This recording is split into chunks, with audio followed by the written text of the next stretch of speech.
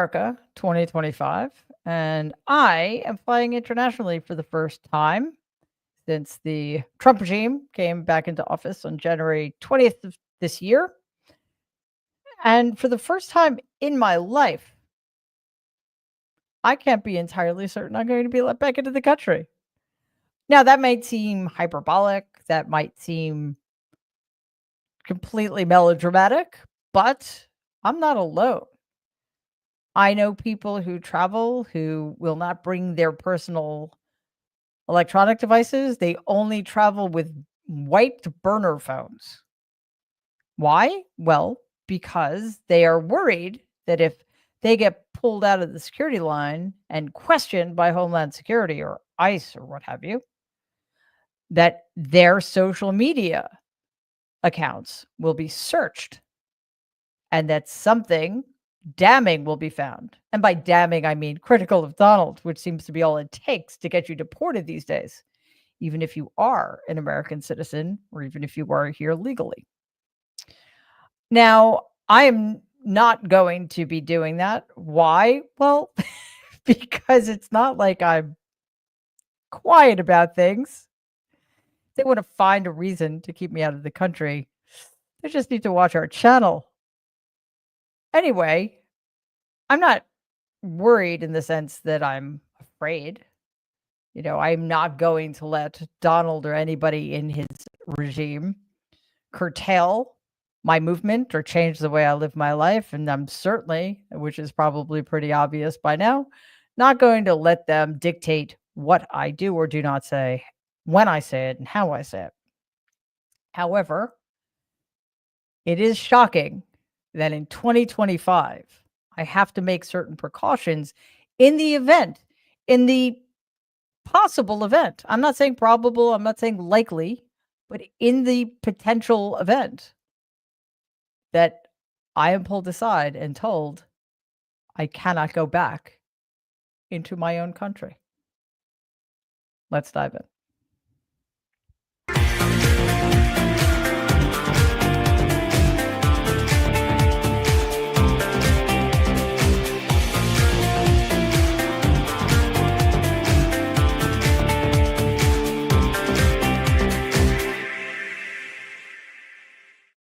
Hello, everybody, and welcome to tonight's episode of Mary Trump Live. Just a quick programming note. It's the last one for a bit of time. I'll mention that again at the end of the show, but I'm so glad you're here tonight.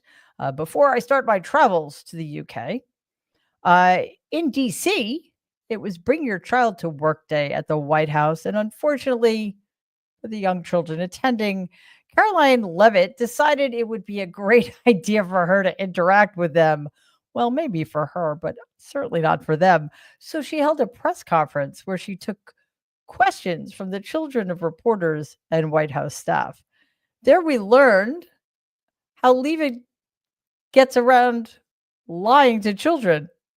She just does it in a slightly patronizing voice.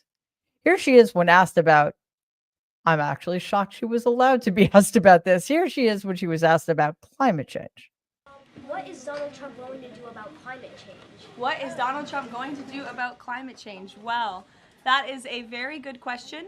The president cares very much about our environment. He says all the time he wants to have the cleanest air, the cleanest water, the cleanest environment for the world. He also cares very much about our energy independence and ensuring that we can keep the lights on in our homes at a very cheap rate. So we want to make energy here in the United States because we do it cleaner and better than everyone. So I think that's how the president would answer that. Wow, let's back up there for a second, Leavitt. Because if she wanted to be honest with those kids, here's what she would have said. No, I'm pretty sure she still would have said it in a very, very patronizing voice. But yeah, I'm going to do my best. Bear with me. I mean, don't get me wrong. I have on occasion been known to be condescending. I try to avoid it at all costs, but I don't do it professionally. Well, kids, Donald Trump cares so much about the environment that he likes to burn coal, and he is going to destroy our public lands to enrich his oil friends. Fracking? Absolutely. Why? Because we destroy the environment better, more efficiently, and more quickly than any other country on the planet. I don't know if that was very good. I'll be honest with you. I have no desire to sound anything like that monster. That's what she would have said if she were being honest with the children. I feel bad for the parent of that child who's probably in a lot of trouble for letting that child ask a question about climate change.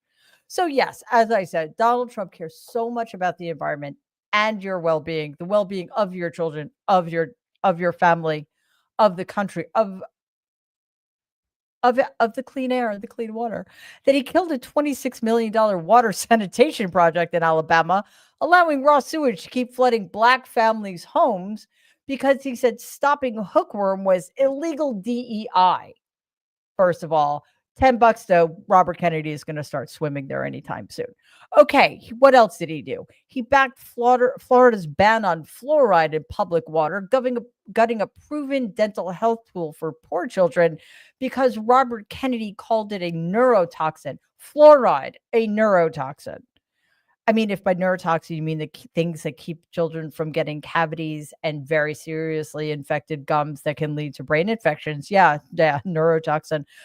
What else did he do? He gutted the Clean Water Act enforcement so badly that the Supreme Court ruled raw sewage can now legally flow into waterways, especially after rainstorms, feeding into public drinking water systems. That's just water, one of the 4 elements. Then, from the mouths of babes, we got this gem. Nora, go ahead. Which is Donald Trump's favorite president besides himself? It's a good question because it would be probably himself. Okay, first of all, that woman is terrifying. I would not let young children around her ever. Secondly, the idea that a child had to qualify the question by asking Donald Trump's favorite president other than himself suggests that children know better than most adults that Donald is a dangerously unhinged narcissist. And the fact that Leavitt thinks that it's perfectly okay to say, without being consumed by shame and embarrassment, that Donald would be his own favorite president is pretty shocking. But then again, she considers herself a super mom. So in addition to rearing children, she can lie with great confidence to the American people on a daily basis.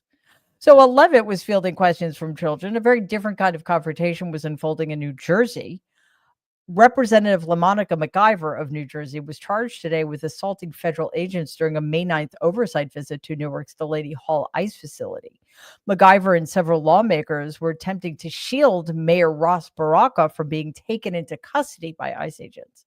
The Trump-aligned DOJ claims MacIver struck officers, charges she denies, calling them politically motivated and intended to criminalize congressional oversight. U.S. Attorney, the execrable Alina Habba, revealed that MacGyver was offered a deal, which she refused. Meanwhile, charges against Mayor Baraka have already been dropped. There's a difference between those two people. I'll think of it eventually. Maybe you guys can help me out. Video from the scene contradicts the DOJ's description of a violent mob, but that didn't stop Donald from weighing in on the Hill today. With the arrest of a congresswoman, Democratic congresswoman. Give me a break. Did you see her? She was out of control. Could you address Those days are over. The days of woke. The days of woke. No, I didn't. The days of woke are over. That woman, I have no idea who she is. That woman was out of control. She was shoving federal agents. She was out of control. The days of that crap are over in this country. We're going to have law and order. Law and order, says the 34 times convicted felon. Republicans are now calling for MacGyver's expulsion and committee sanctions. Democrats say the charges are part of a larger intimidation campaign from the Trump regime. By the way, as far as I'm aware, the charging documents have not yet been made public. And if there's video, let's see it. It's that simple. Now,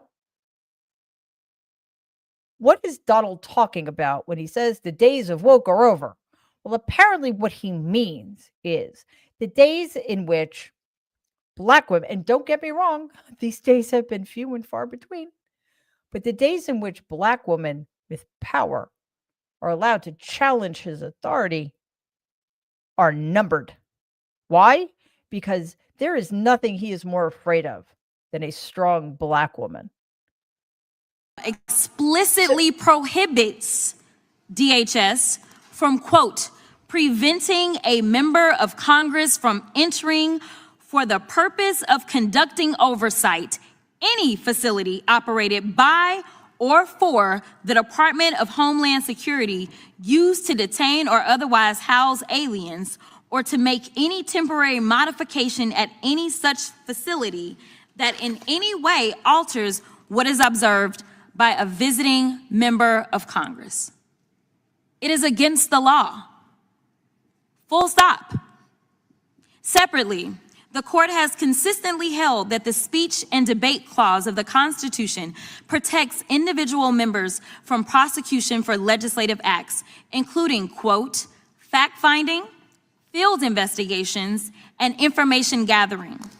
The court has consistently held that the primary purpose of the speech and debate clause is to, quote, prevent intimidation by the executive and before a possibly hostile judiciary. So let's call this for what it is. This administration is criminalizing legislative oversight, and the Republicans on this committee are helping them to do so. Rep. McIver didn't engage in interference. It was ICE that engaged in interference while members of Congress attempted to conduct legitimate oversight of ICE facilities.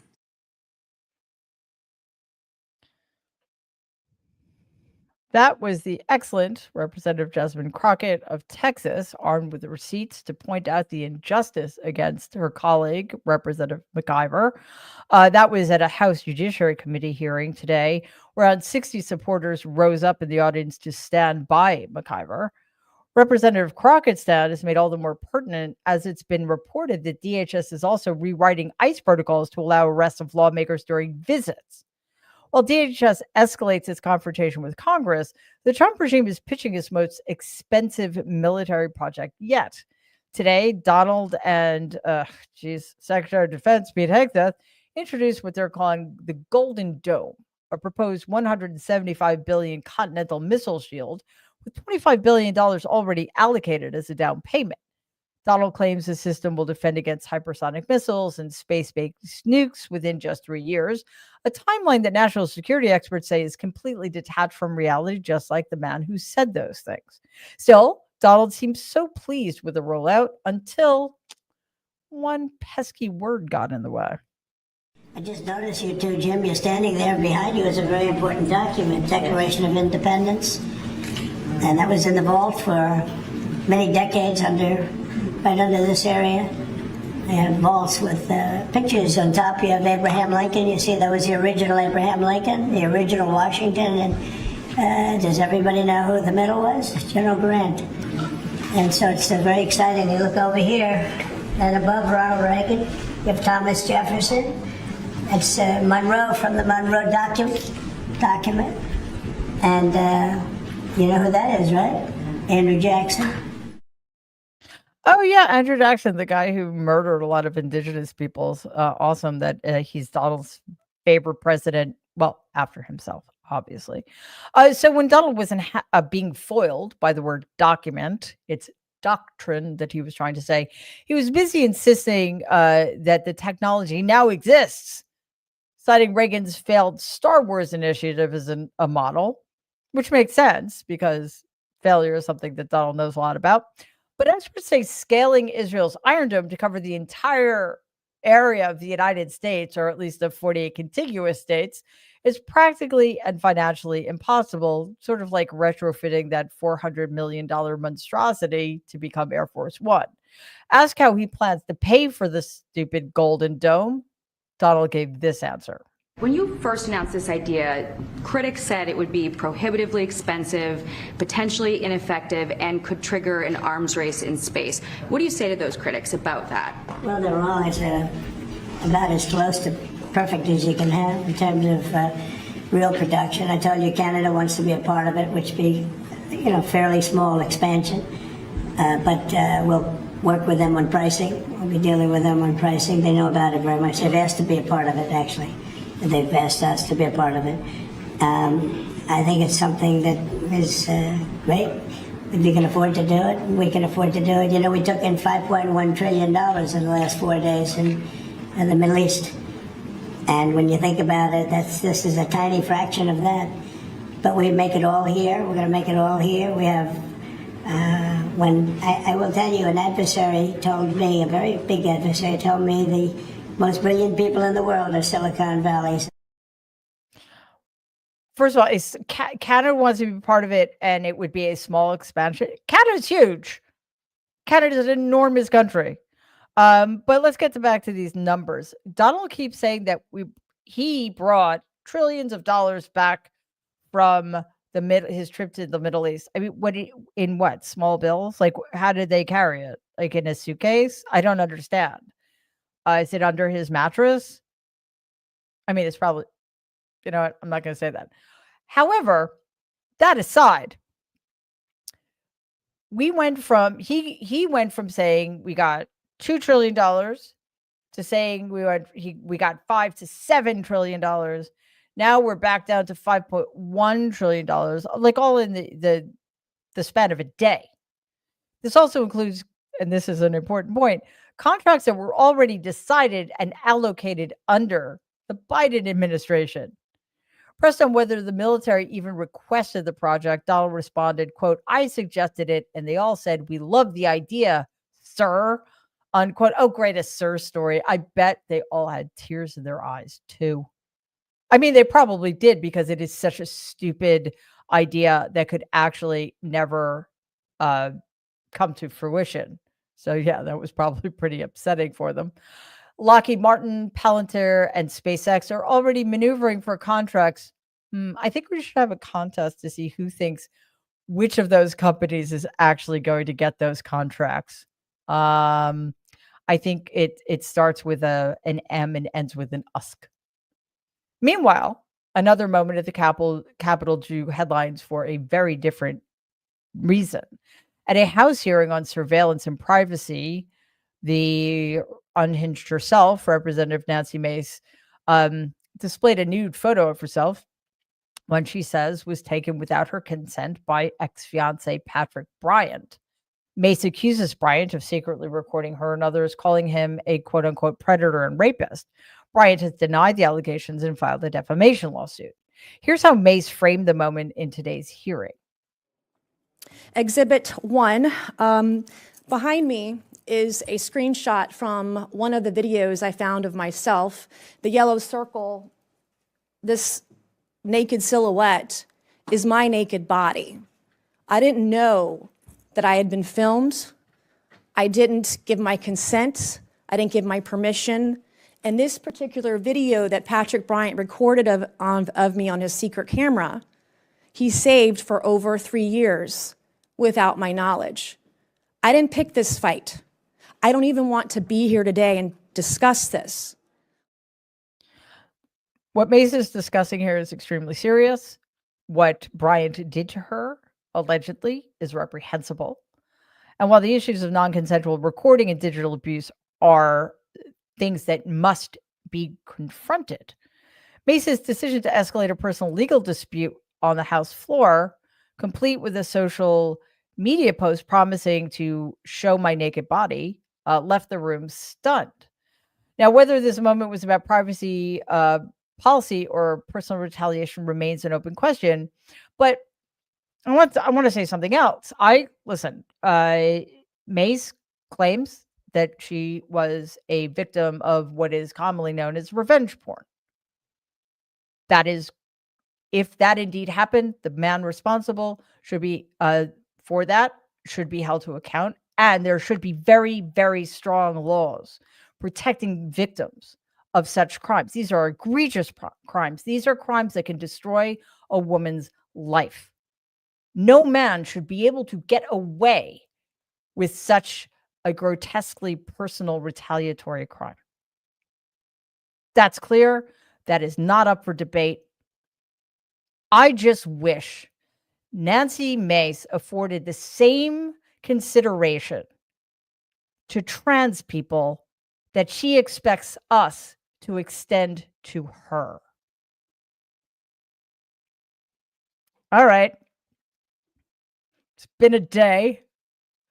There were press conference stunts, surveillance disputes, discussions of delusional defense projects, lots and lots and lots and lots of lying, lots of sycophants standing next to Donald and nodding their heads, hearings, all sorts of things. Because it's Tuesday, I think. So there's a point at which we need to realize that this is just the way it is. Now, that doesn't mean that we turn away or ignore it, but it means that we need to keep connecting dots and recognize. I wanted to say this at the top, but I'm going to say it now. One of the problems that we face as sane people is trying to make sense of the incompetence of the people in charge of our agencies. Like, I can't think of a more incompetent group of people. And you could say, in part, that's why they were hired, because they don't care about the agencies that they were chosen to run. They don't care about strengthening them. They're there to destroy them. But much more importantly, their expertise is irrelevant anyway, because the reason Donald picked them isn't necessarily because he wants to destroy all the agencies, although that's fine with him too. He chose them because they are going to do his bidding in the thing that is most important to him. And that is vengeance and cruelty, which is why so many people, as I said earlier, aren't entirely sanguine about leaving the country because they're not entirely sure they'll get back in. All right, so we're going to shift the focus to something that reminds us what real science and public investment in it can achieve. So for today's emotional support moment, we're going to do something I like to do. We're heading to space. One of the greatest things ever invented, the Hubble Space Telescope, has been orbiting Earth since 1990. Think about that. And think about the advances in technology in the last 35 years, okay? Hubble is still delivering some of the most awe-inspiring views of the cosmos ever captured. And this video showcases Hubble's greatest hits because, I think we deserve to see them. And it reminds us that a lot of our public investments in things like science really do pay off.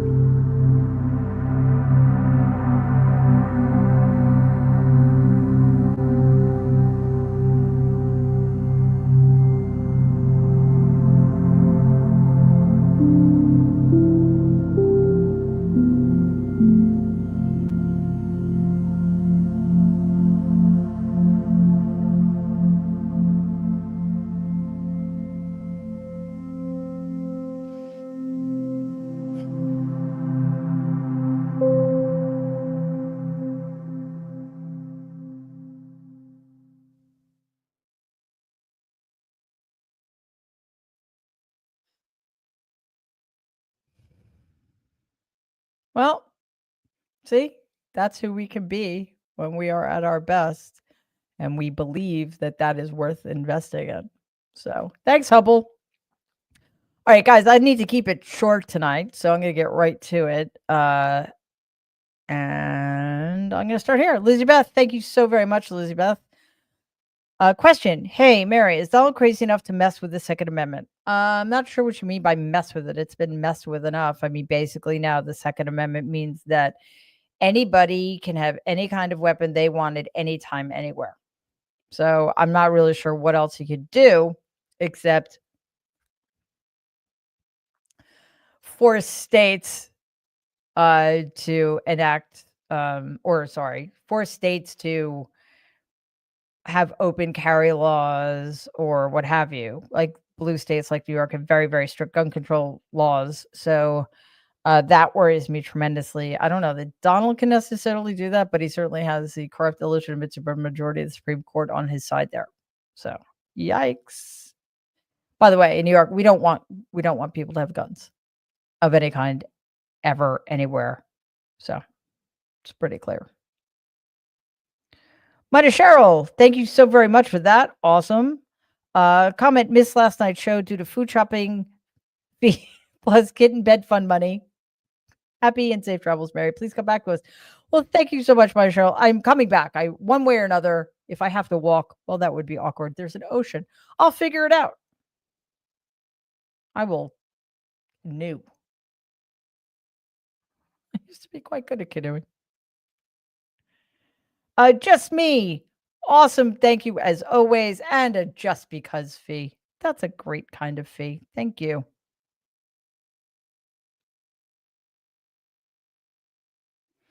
His Divine Scadu, thank you as always for that. I'm still horrified. Caroline is a mother fee. Yeah, no kidding. Yeah. She's like that at 27. Just imagine. She has so much farther to fall. Or further, as the case may be. And just me again. Not necessary, but much appreciated. A safe travels fee. Yes, I will be safe.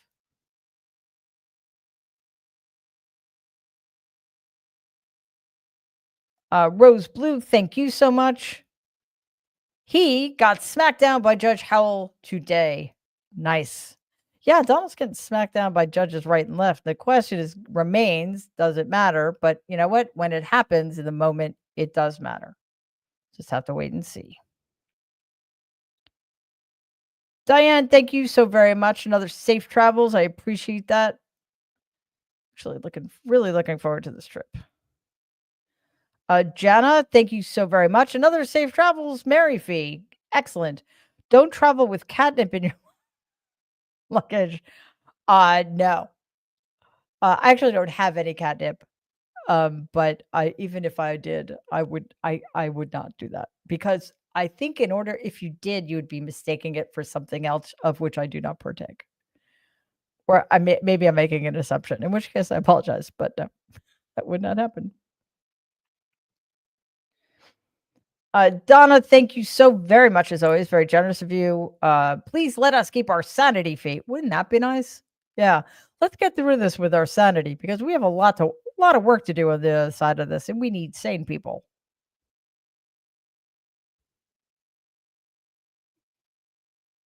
John, wow, John, that's awesome. Thank you very much for that generosity. Love science. No kidding. Science rocks.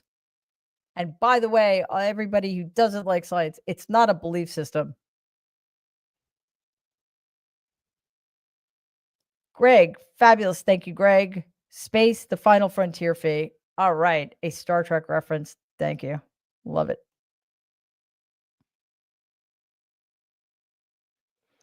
Douglas, thanks very much, Douglas.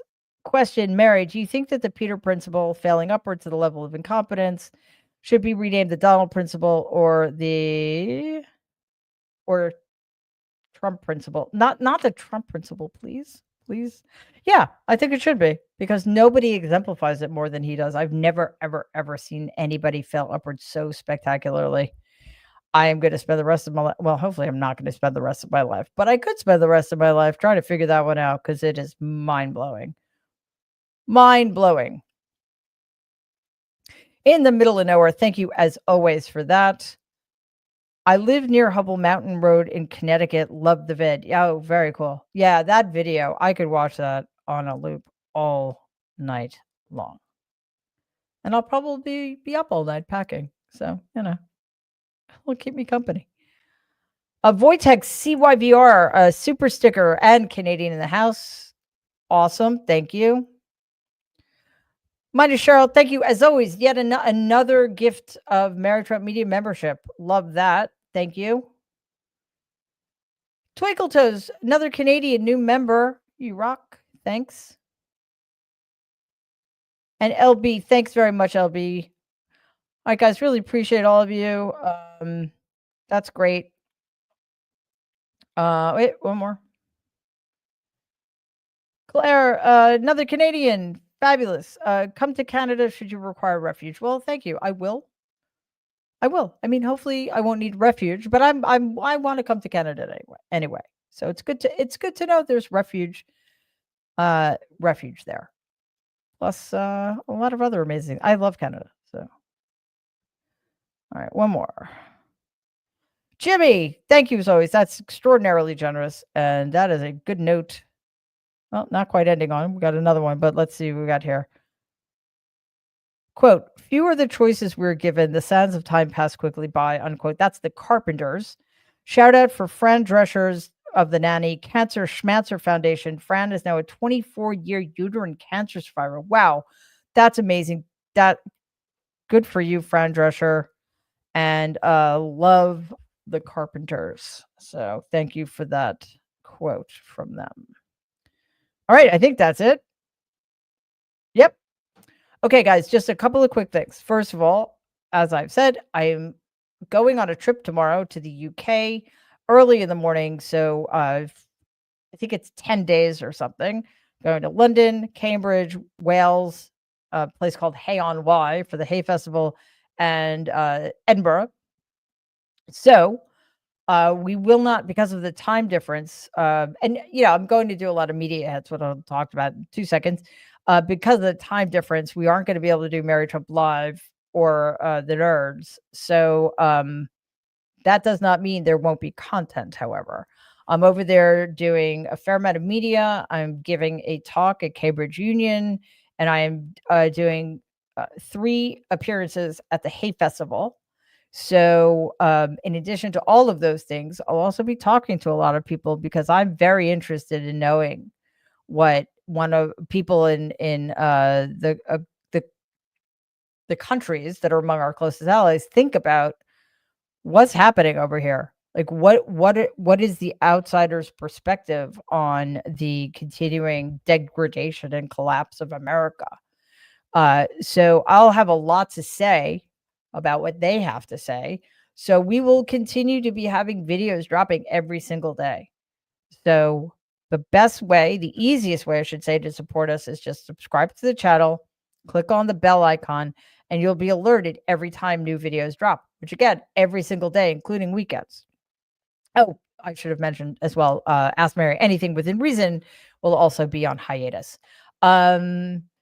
So another way to support us is to watch those pre-recorded videos, like and share them, and comment on them. I mentioned earlier the Donald's cabinet appointees, or the heads of some of the agencies, and a lot of them were giving testimony in front of Congress today, and we made a video about that. It was absolutely off the charts how bad they were, and conversely, how well the Democratic senators asking the questions did, holding their feet to the fire. So check out that video. It's got a lot of clips, and it's fascinating stuff. Of course, thank you so much to our super stickers and everybody giving us gifts. But as you may not know, we have a new way to be supportive of our channel, and that we have paid YouTube subscriptions. Now that's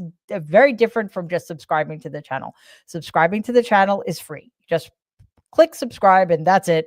And you have access to all of the videos we post on our channel. Now, paid subscriptions, there are different levels of them, And that just means that you will get certain extras depending on which level you opt into. That's it. And it's extra content, it's behind the scenes stuff, it's interviews, surveys, that kind of thing. So please check out the descriptions of all of the levels of support, and hopefully you think it's a good fit. And much like Mother Cheryl, gift somebody a subscription because that might be a good way to introduce them to what we're doing here. And it's an incredibly effective way to support independent media because it's very important to us that we keep you as informed as humanly possible, that we be straight with you about what's going on, and that we give you our perspective. So, all right, that does it. I have to go finish packing. I'm going to be in a lot of trouble. So, but hang on one second.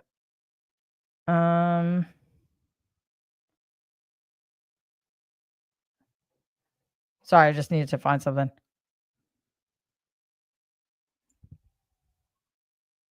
Oh, okay. By the way, guys, there we have a level in which one of the perks is access to a banned book club.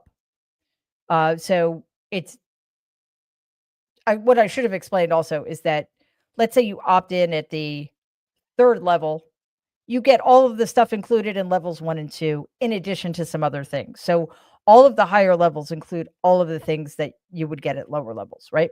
So the banned book club will be sending out our banned book pick towards the end of the month, and our first meeting is going to be in June.